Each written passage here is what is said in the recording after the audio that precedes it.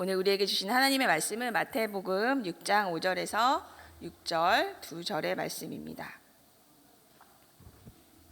마태복음 6장 5절에서 6절 2절의 말씀을 저와 여러분이 합독하도록 하겠습니다.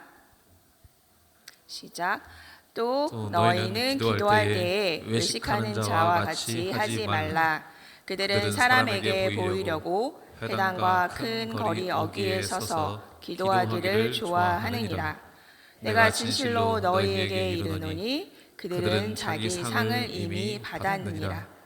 너는 기도할 때에 내 골방에 들어가 문을 닫고 은밀한 중에 계신 내 아버지께 기도하라. 은밀한 중에 보시는 내 아버지께서 갚으시리라. 아멘. 삶의 낮은 자리, 골방으로의 초대라는 제목으로 하나님 말씀 나누겠습니다. 저는 2022년 4월에 목사 안수를 받았는데요. 안수를 받기 전에 이제 인터뷰를 합니다. 7, 8명의 목사님들, 선배 목사님들께서 인터뷰를 하는 자리가 있었어요. 인터뷰를 마치고 한 분씩 돌아가면서 권면의 말씀을 이제 해주시는 시간이 있었습니다. 7, 8분의 권면을 들으면 여러분 어떤 말씀을 가장 잘 기억할 것 같으세요? 가장 안 좋은 말 그리고 가장 좋은 말 두 가지를 기억을 하게 되죠. 그래서 실제로 제가 기억하는 것도 그 두 가지인데요. 오늘 나눌 말씀은 그 가운데 이제 제가 기억에 남은 좋았던 말씀이에요. 그 목사님께서 해주신 말씀이 이러했습니다. 한 달에 한 번 반드시 낮은 곳, 낮은 자리로 가십시오. 그래야 여러분은 목사로서의 영성을 유지할 수 있습니다. 그 말씀을 하신 목사님께서 의도적으로 그렇게 하셨는지는 모르겠지만 맨 끝자리에 앉아 계셨어요. 한 달에 한 번 반드시 낮은 자리, 낮은 곳으로 가십시오. 라는 말씀이 아직까지도 저에게 남아 있어서 제 삶을 성찰할 때 이 말씀을 떠올리곤 하게 됩니다. 지금도 이해하기로는 그 목사님께서 아마도 하시고 싶었던 말씀은 가난한 곳, 또 이 세상에서 소외된 곳을 찾아가라, 그런 어떤 물리적인 장소를 말씀하셨던 것 같아요. 왜냐하면 우리는 마음이 가난해지기에는 사실상 굉장히 좀 풍요로운 그런 그런 시대를 살아가고 있기 때문입니다. 저는 연말과 연초에 이제 많은 사역을 하면서 이렇게 한창 지쳐 있을 때 차 안에서 운전을 하면서 이제 성찰을 많이 하는데 이 질문을 제 스스로 하게 되었습니다. 나는 지금 낮은 자리에 있는가? 그래서 주님께 물었어요. 하나님, 제가 낮은 자리에 있나요? 제가 있는 곳이 하나님이 원하시는 낮은 자리인가요? 그리스도인으로서 제가 이해하는 지금의 삶의 낮은 자리는 제 마음이 높아져 있지 않고 가난한 마음이 되어서 매일매일 예수님을 저의 삶 가운데 따를 수 있는 그런 자리를 저는 그런 자리라고 이해를 하고 있습니다. 혹시 너무 바빠서 제가 제 삶의 낮은 자리를 잊어버리고 있는 것은 아닌지 다소 염려가 되어서 하나님께 이렇게 질문을 했던 것 같습니다. 하나님께 질문을 하면 여러분 다 기억하세요? 많이 잊어버려요. 그런데 하나님께서는 이런 질문을 너무 좋아하세요. 그리고 하나님께서는 이런 질문에 대해서 대답하는 걸 너무 좋아하신다는 것을 깨달을 때가 많습니다. 그렇게 질문하고 사실 근데 좀 제가 생각해도 이걸 어떻게 대답해 주실까? 그런 궁금함이 있었어요. 근데 며칠 뒤에 새벽에 어떤 성도님을 위해서 기도를 해드리게 되었습니다. 성도님의 기도 제목이 다소 구체적이지 않고 조금 추상적이어서 제가 좀 구체적으로 질문을 하게 되었어요. 성도님께서 기도 제목을 조금 자세히 나눠주셔서 그 마음을 조금 더 이해하게 되고 제 마음에서 우러나온 대로 기도를 해드렸습니다. 조금 많이 무거운 그런 기도 제목이었어요. 그래서 어떻게 기도를 해야 될까? 기도 제목을 들으면서도 망설여지는 그런 기도 제목이었습니다. 어쨌든 기도를 해드리고 나서 이분의 삶에 하나님께서 어떻게 역사하시고 응답하실까 너무 궁금해지더라고요. 왜냐하면 그날 이제 처음 뵀던 성도님이었었기 때문에. 그 후에 다시 이제 운전을 해서 집으로 가는 길에 그 기도의 장면이 떠올랐어요. 그리고 제 마음에 쿵 부딪히는 게 있었습니다. 그곳이 너의 삶의 낮은 자리야 라고 하나님께서 말씀하시는 것 같았어요. 물론 예수님을 만나고 많은 사람들이 자신의 삶의 자리를 떠나서 가난한 곳, 또 오지, 소외된 곳에 가서 사람들을 섬기기로 결단하고 그런 곳에서 자신의 평생의 삶을 바치는 사람들이 많습니다. 그것도 예수님을 따르는 매우 훌륭한 태도이지만 예수님을 따르는 우리 삶의 낮은 자리는 우리 삶 가운데 있다. 그런 말씀을 주님이 저에게 해주시는 것 같았습니다. 내가 어디에 있든지 예수님이 함께 하시는 곳, 그곳이 여러분의 삶의 낮은 자리입니다. 왜냐하면 예수님께서 육신의 몸을 입고 그 낮은 자리에 있는 우리를 먼저 찾아오셨어요. 요한복음 1장 14절의 말씀 함께 읽어보도록 하겠습니다. 시작. 말씀이 육신이 되어 우리 가운데 거하심이. 연약한 모습으로 우리를 찾아오신 그 주님, 하지만 그분은 지금은 우리에게 부활의 생명으로 함께 하십니다. 예수님이 계신 그곳에 내가 있다면 그 연약한 예수님과 함께 있으면서도 그 부활의 생명을 지닌 그 예수님과 저희가 함께 있게 되는 겁니다. 그러나 분명한 것은 그곳은 내가 주인이 되는 곳이 아니라 예수님께서 주인이 되는 그런 곳입니다. 내가 중심이 되는 곳이 아닌 예수님이 여러분의 삶의 중심이 되는 그런 여러분의 삶의 낮은 자리가 어디인지 질문하고 싶었습니다. 오늘 마태복음에서 제시하는 예수님이 계신 곳 삶의 낮은 자리는 기도의 자리입니다. 골방입니다.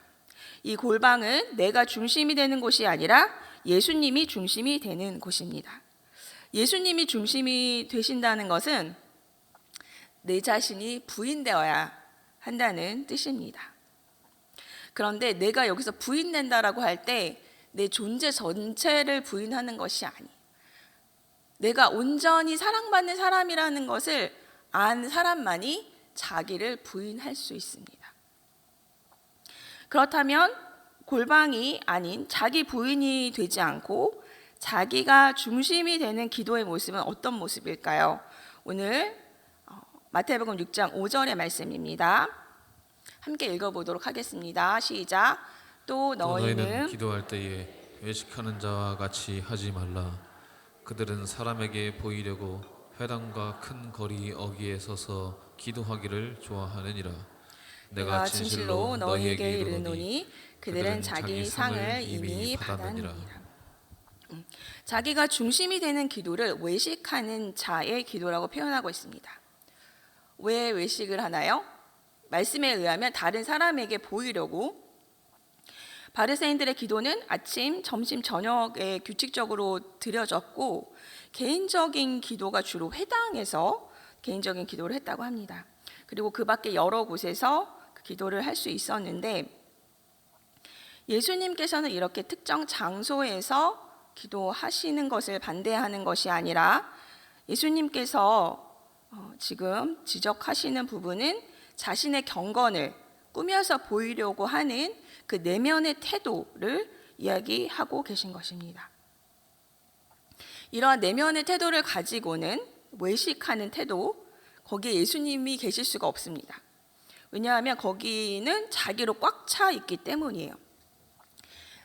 자기 중심적인 곳이기 때문입니다. 그렇다면 예수님이 중심이 되는 기도의 모습과 그 내면의 태도는 어떻게 해야 될지, 첫 번째 그 모습은 바로 오늘 읽었던 말씀 골방에 들어가는 것입니다. 골방은 영어로 your room, inner room 이렇게 표현이 되는데요. 당신의 방이에요, 골방이. 근데 이 방이란 하나님이 친밀하고 가깝게 계시는 그런 곳입니다. 구약 시대처럼 하나님께서 하나님에 대해서 공포심을 느끼거나 너무 무서워서 두려움으로 가득 차서 그러한 관계가 아니라 이제는 하나님과의 관계가 아주 편안하고 친밀한 상태가 되는 그런 곳이 바로 이 골방입니다. 이렇게 예수님이 중심이 되는 하나님께 기도하는 골방 기도를 세 가지 단계로 말씀을 드려보려고 해요. 마태복음 6장 5절 저희가 다시 한번 읽도록 하겠습니다. 너는 기도할 때에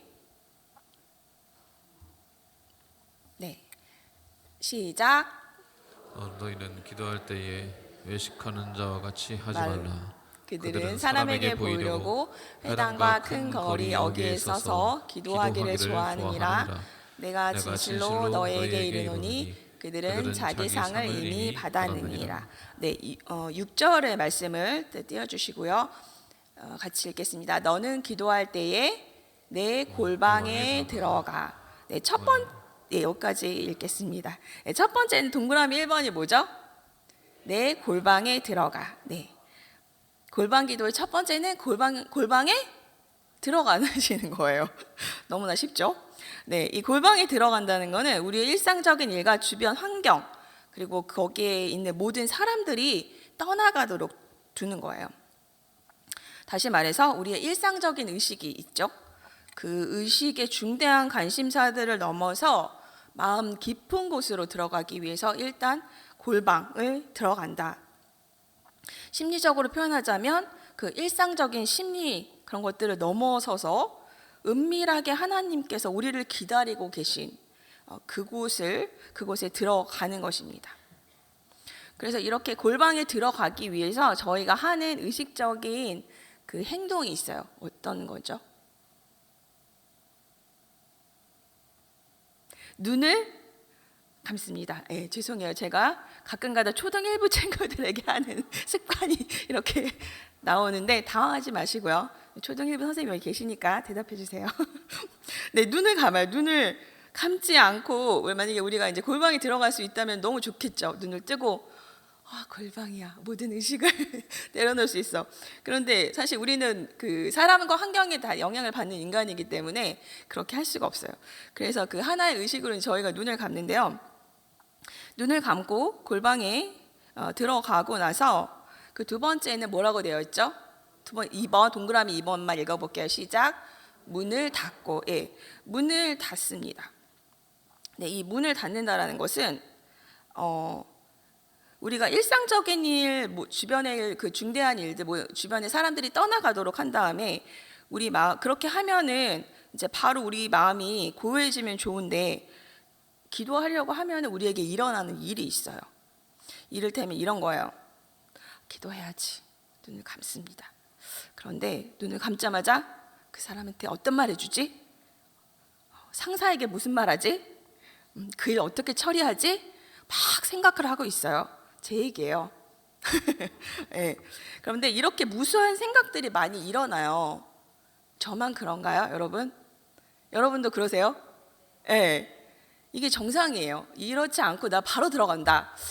인간인지 조금 의심해 봐야 됩니다.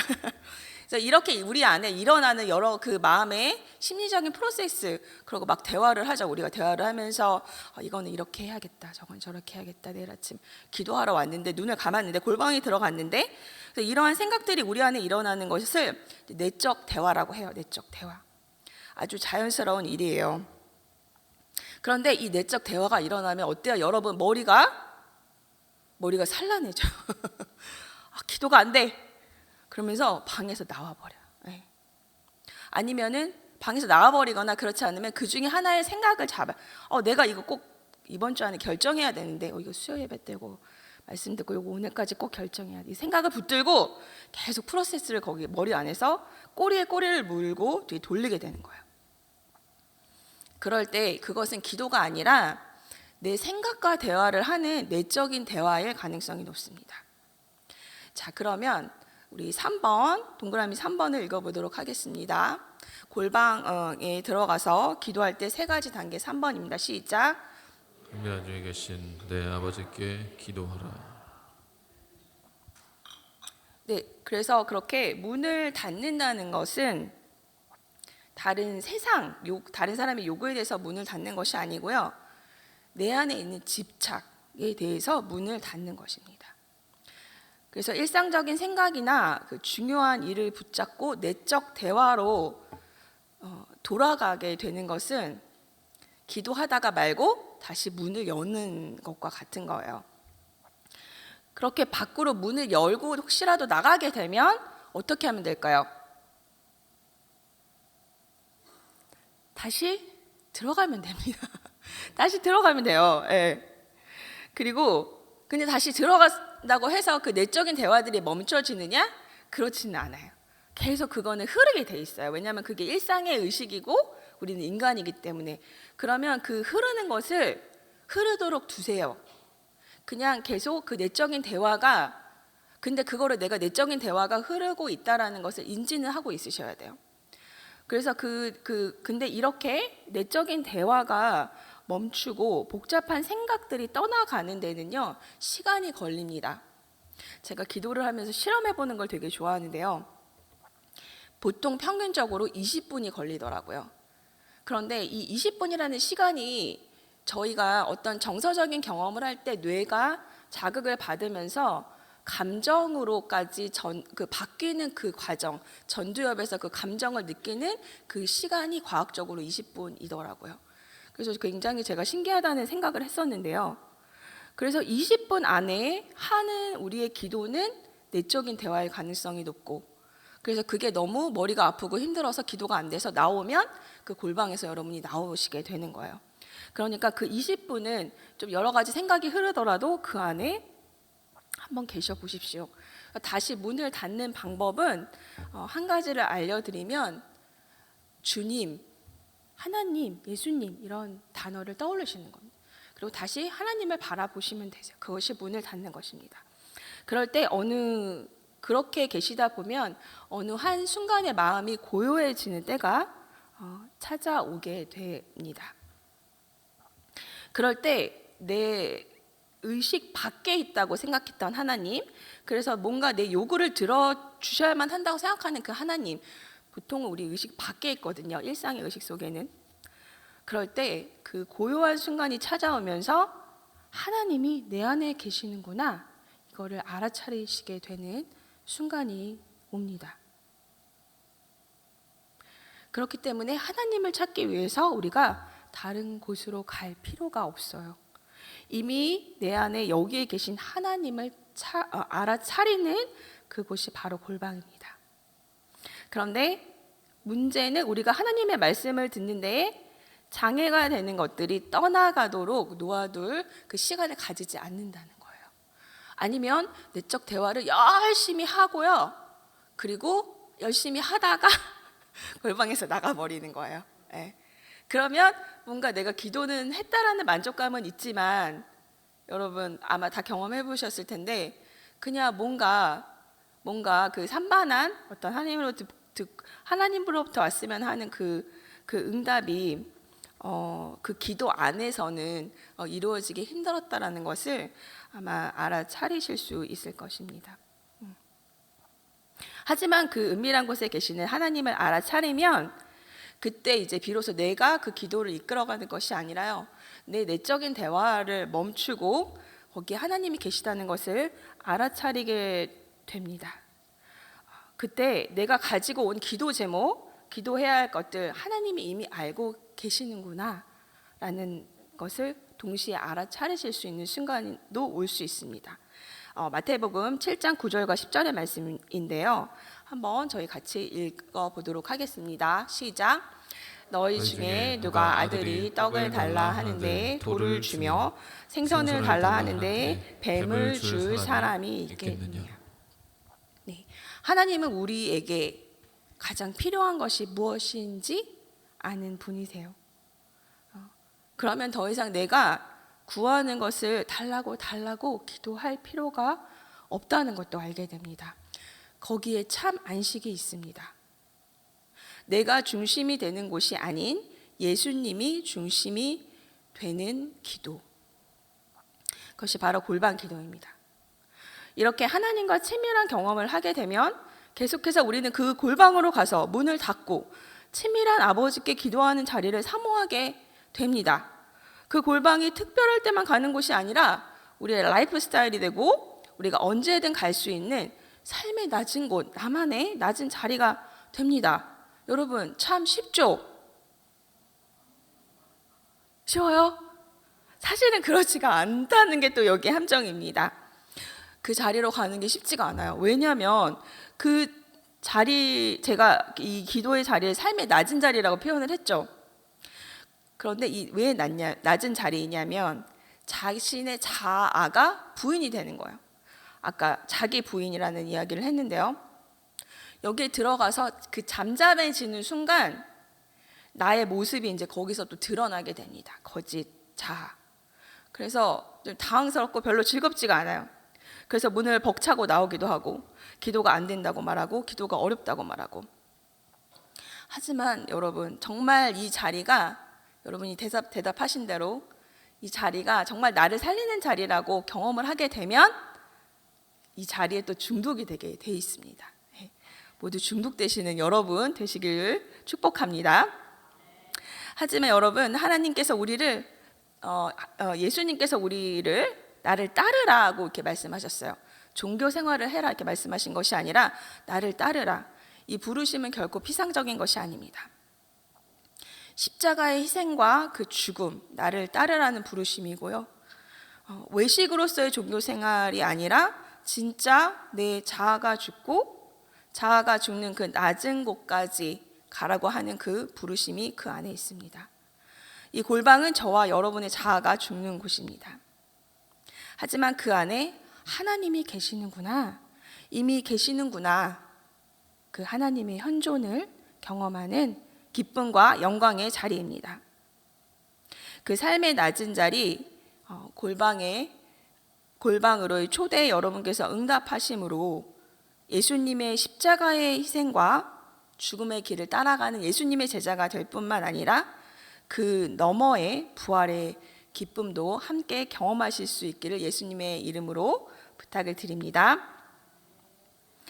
여러분에게 다시 질문을 드리고 싶어요. 여러분의 낮은 자리는 어디이십니까? 어디에서 예수님을 만나고 계십니까?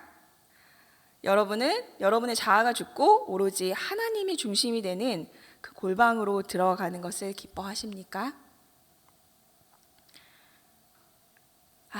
이미 하나님이 여기 계시는구나. 그것에 눈을 뜰 때 우리는 기쁨과 영광을 경험을 하게 됩니다. 그리고 그곳에서 하나님과의 깊은 친밀함, 하나님께서 내가 이제는 열심히 달라고 기도하지 않아도 하나님께서 직접 갚아주시는 그런 경험을 할 때 저는 우리의 신앙생활이 단순한 종교 생활이 아니라 나를 따르라는 그 예수님의 부르심에 응답하는 일상을 살아갈 수 있다라고 생각을 합니다. 하나님께서 여러분을 그 자리로 초대를 하고 계십니다. 여러분 모두 응답하시길 바라면서 말씀을 정리하며 저의 이야기 하나를 들려드리고 싶은데요. 저는 예수님을 이제 따르기로 결심을 하고 3년 정도 뒤에 선교 훈련에 참여를 하게 되었어요. 그래서 그 마지막 코스로 인도에서 2달을 머물게 된 적이 있었는데 저는 그때 제가 선교의 부르심이 있다라고 거의 확신을 했었습니다. 그래서 이 선교 훈련에도 참여를 하게 됐던 거고요. 인도에서 이제 이 선교를 실습하는 2달의 과정이 있었는데 그 과정이 끝나갈 무렵에 제가 기도하는 게 있었어요. 하나님, 제가 여기에 계속 이렇게 머물기를 원하시면 말씀해 주십시오. 저는 선교를 할 준비가 되어 있습니다. 총 5명의 멤버들과 이 선교 훈련을 받고 있었는데 이제 한국인이 저 1명이었어요. 그리고 그 숙소는 그 쿠킹을 할 수 없는 숙소여가지고 저희가 매일 저녁에 멀리 걸어가지고 저녁을 먹으러 가야 했었습니다. 근데 그 인도의 길, 뉴델리 이제 수도에 있었는데 그 우리가 생각하는 이런 평화롭고 조용한 이런 길이 아니고 먼지와 소음과 이제 걸어가는 순간 이렇게 두통이 시작이 되는 그런 길을 아주 멀리 걸어가서 거기 가서 이제 밥을 먹어야 됐었어요. 근데 선교 일정이 막바지가 되니까 제가 체력이 너무 바닥이 되고 그 인도 가면 여러분 매일 뭐 드시는지 아세요? 네, 저는 진짜 정말 맨날 카레를 먹을 줄 정말 몰랐어요. 정말 매일 카레를 먹습니다. 어디를 가든 카레가 나오고 진짜 카레만 드세요. 네. 근데 이 카레가 일본이 아니고 인도는 되게 매워요. 그래서 안 맵게 해달라고 해도 굉장히 이게 기본적으로 되게 맵게 주더라고요. 제가 위가 약한 편인데 위가 완전히 이제 탈이 나게 됐습니다. 위가 이제 스트레스로 빵빵하게 부어서 손가락으로 누르면 들어가지도 않을 정도로 위가 붓게 돼서 아무 음식도 먹지 못하고 2주간을 그렇게 있었는데 그 막바지 이제 시간이었어요. 그래서 제가 먹을 수 있는 음식은 부드러운 비스켓 그리고 캐러멜 그거를 이제 입에서 먹으면서 2주간을 버텼는데 그날은 제가 이제 함께 그래도 같이 가서 저녁을 먹으면서 그날 하루에 있었던 일들을 우리가 이제 디브리핑을 하면서 이런 시간을 갖는 건데 너무 힘들어서 동료들에게 양해를 구하고 숙소에서 좀 쉬고 싶다고. 그래서 이제 오후에 혼자 시간을 보내게 되었습니다. 그 안에는 이제 굉장히 아름다운 정원이 있는 그런 카톨릭 센터였는데 음식도 거의 못 먹고 너무나 몸도 안 좋고 지치고 뭔가 하나님이 제가 그 원하는 방향으로 응답해 주시지 않은 것 같은 그런 상황과 굉장히 가난한 마음 가운데 있었어요. 그래서 이렇게 천천히 그 입구 쪽으로 걸어가는데 어떤 한 분이 인도에 가면 이제 오토릭쇼라고 오토바이를 개조해서 타고 다니는 그런 수단이 있어요. 어떤 분이 이렇게 내리시는 거예요. 근데 멀리서 봐도 한국인인지 알겠더라고요. 너무 반가운 거예요. 한국말을 못한 지 몇 달이 지나서. 근데 그분이 먼저 저에게 다가오셔가지고 한국인이세요? 이렇게 물어보시는 거예요. 가지고 너무 좋았죠. 일단 한국말을 할 수 있구나. 그래서 근데 알고 보니까 그분이 인도에서 20년 넘게 그 사역을 한 선교사님이셨어요. 그리고 그날 어떤 강의를 하려고 그 행사가 있어서 이제 거기에 오셨는데 저희가 문턱에 걸터 앉아서 2시간 넘게를 이야기를 하게 됐습니다. 선교사님이 2시간 이야기를 하고 제가 이제 여쭤봤죠. 왜 저에게 말을 거셨어요? 그랬더니 그냥 말을 걸어야 될 것 같았대요. 근데 이 선교사님께 이제 제가 저의 상황을 말씀드렸죠. 이 선교사님께서 선교를 오세요, 마세요 이렇게 얘기하지는 않으셨어요. 그런데 그 선교사님을 만나고 나서 분명했던 것은 제가 너무 큰 위로를 받았다는 거예요. 그리고 저는 선교 훈련을 받으면서 어떤 선교지에 한 자리에서 20년 이상 사역을 한 분들 꼭 만나고 싶은 게 저의 기도 제목이었었어요. 과연 모든 것을 버리고 낯선 곳에 가서 선교가 가능한 것일까? 그런 질문이 저에게 있었어요. 다음 날 아침에 이제 일찍 일어나서 아침 묵상을 하게 됐습니다. 그날 제가 묵상했던 말씀이 베드로가 예수님을 3번 부인하는 그런 말씀이었어요. 그런데 그 말씀을 이제 막 묵상을 하면서 어떻게 예수님을 배신할 수가 있어? 라는 그런 저의 마음의 자리로 들어가게 되었죠. 그런데 그렇게 말씀 앞에서 기다리는데 저의 모습이 보이는 거예요. 제 믿음의 상태가 예수님을 3번 부인할 수밖에 없는 그런 믿음. 제 믿음의 현주소를 하나님이 보여주셨어요. 그러면서 한국으로 돌아가야겠다. 그게 주님의 응답이라고 저는 느껴졌습니다. 예수님을 너무나 사랑하고 예수님만을 따르겠다고 결단했지만 예수님께서는 너의 삶의 자리로 돌아가. 그리고 한국에 와서도 저는 이제 계속 선교를 나가려고 시도를 했어요. 그런데 하나님이 전혀 길을 여시지 않더라고요. 그리고 제가 지금 여기에 있네요. 지금 그 포기했냐? 지금도 나가고 싶어 합니다. 그런데 하나님께서 그때 가르쳐 주셨던 것은 자기 중심이 아닌 예수님 중심으로 사는 삶, 그것이 무엇인지 저에게 인도까지 나가서 가르쳐 주셨던 거예요. 그런데 중요한 거는 그곳에서 만난 그 그 인도 사람들, 또 많은 자기 나라를 떠난 많은 사람들을 만났는데 그 모든 사람들이 공통적으로 고백하는 게 있었어요. 자기 부인이 되지 않는다. 자기 집을 이미 떠났는데도 그게 공통적인 우리의 그 믿음의 현주소라는 것을 우리가 서로 공유를 하면서 굉장히 많은 위로를 받았습니다. 삶의 낮은 자리, 골방의 기도는 자기 중심이 아닌 예수님 중심으로 기도하는 그 자리입니다.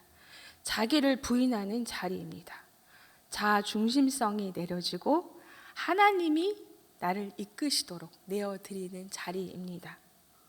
거기에는 아까도 말씀드렸다시피 죽음이 따릅니다. 자기 자아의 죽음. 하지만 죽음 뒤에 우리는 있어요. 뭐가 있죠? 네, 천국 그리고 부활이 있습니다. 여러분 질문을 마지막으로 다시 드리고 싶어요. 여러분의 삶의 낮은 자리는 어디입니까? 여러분이 계신 곳이 삶의 낮은 자리인데요. 구체적으로 그 자리가 어디인지는 여러분이 알고 계실 거예요. 그렇다면 그 자리에서 예수님을 따라가기 위해서 여러분의 자아가 죽는 골방으로 들어가는 것을 여러분 기뻐하십니까? 하나님께서 여러분을 그 골방으로 초대하고 계십니다. 그 삶의 낮은 자리 골방에서는 저와 여러분의 자아가 죽는 곳이지만 그 안에는 예수님이 계시며 그 예수님이 우리와 함께하며 그 안에 머물 때 우리도 모르게 하나님께서 우리가 가장 원하는 그 갈망을 따라서 갚아주시는 그것을 경험하는 자리입니다. 여러분께서 그 초대에 네 하고 대답하시고 응답하시고 또 그 자리로 나아가셔서 자아의 죽음 그리고 그 죽음 이후의 부활의 그 기쁨을 경험을 하시며 예수님을 묵묵히 또 기쁘게 따라가시는 2025년 되시기를 예수님의 이름으로 축원합니다.